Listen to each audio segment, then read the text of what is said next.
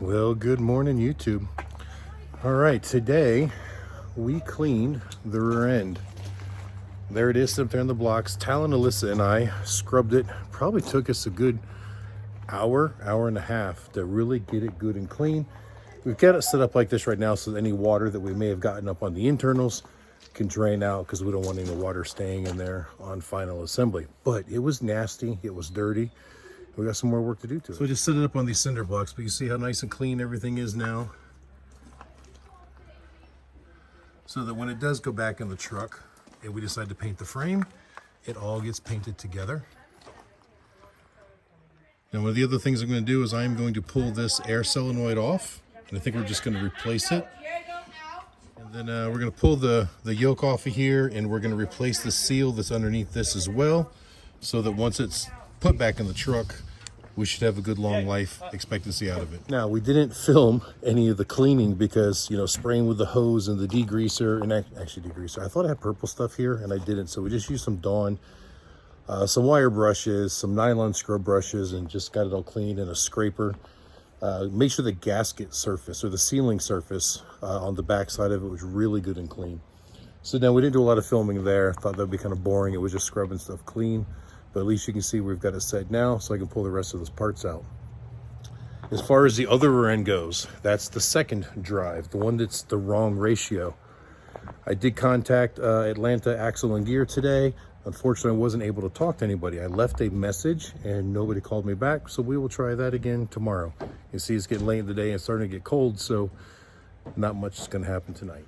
All right, guys, so I went ahead and pulled that air actuator off of here. Let me show you what I found. It was pretty dirty and nasty, but nothing that I didn't expect. There's very few pieces in here. You've got the spring that helps return the shaft, and then inside here there's actually a piston that you can see moves up and down, and on that piston there is a seal, and it's dirty and it's oily inside. Now basically that assembly would sit over top of this shaft. And when this shaft is down like this, it locks the input from the differential to the output to the second drive. When you apply air, it picks it up. And then when you apply air to the system, that piston moves this up or down, whether it's got air or no air. So guys, basically that actuator is designed to lock the two rear ends together when it needs to be. The way these systems work in semi-trucks with the two final drives, it tries to divide power evenly between all four sets of wheels. However, if you get one wheel that loses traction, all of the power goes to that wheel. So what they do is have this locking system, which will then lock the two rear ends independently from one another, so that they have to drive together, and it minimizes the lack of traction. I'm not going to get into a lot of detail on how a differential works. There are plenty of videos on YouTube to watch and see exactly how this works. But that actuator is what locks the shaft in. So right here, you see the drive shaft comes in from the transmission to here. And as it goes through this power divider assembly, it comes out to this shaft down here, which drives the second drive system. When the actuator is not locked, the system is considered open. And if I had a third hand, I could show you, but I could turn this drive shaft or this pinion right here, and you'll see it drives that gear. It's also turning that shaft. You may not be able to see the video, but they're both turning. But if I were to keep turning that and I grab hold of this shaft and stop it, it would stop spinning, and only the ring gear here would still spin.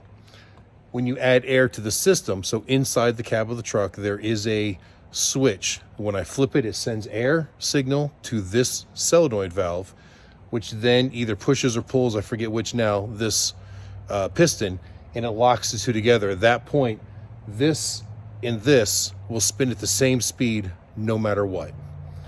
So I checked it before I took it apart, and the whole system worked. It was locking in just fine. However, the valve was leaking at the base and through the top cap on that ring. So we're going to replace it, or at least try to find a rebuild kit for it, so that we don't have any air leaks when we put this truck back together when that system is in use. Now, it doesn't leak when it's not in use because there's no air supplied, but I don't want to supply air and have a leak there either. It just doesn't work as efficiently.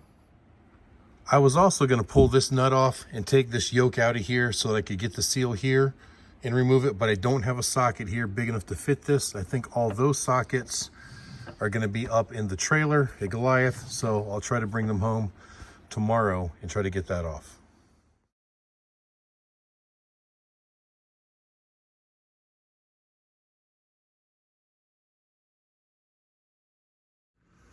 Well guys, I know video-wise that was pretty short. I promise it was a lot longer of a project than it looked like on camera. But that's all we're going to do on that for tonight. As you can see, it's starting to get dark and it's starting to get cold, so I'm going to clean up and go inside. But before I go in, I figure I'd come down, get a couple minutes of the creek just to decompress and relax and talk to you guys for just a couple of minutes. I know this video is really dedicated to Project Kenworth, but we're going to talk about something else for a minute. Those of you who are waiting on more trucking content, you're going to have to wait a little bit. For reasons I'm not going to go into right now, we have relinquished the truck that we were renting and gave it back to the owner. Things weren't working out well between us, and it was just in our best interest to not continue down the path that we were going down. So we're not out of business. We're just on hold for a little bit. We decided that we're not going to try and use anybody else's truck again. We want to use our own truck. So Project Kenworth has got to take a front seat. This project has got to get done. It's got to be a priority.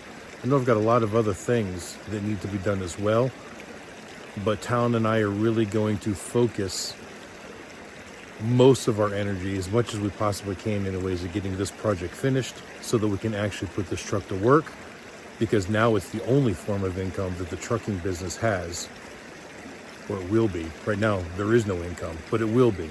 So guys, stay tuned. Let's get this truck done really quick, and then we'll get back to trucking, and you guys can to get the content you're waiting for. All right, guys, thanks for watching. I hope you enjoyed this short little video, and until the next time I see you, keep those engines running.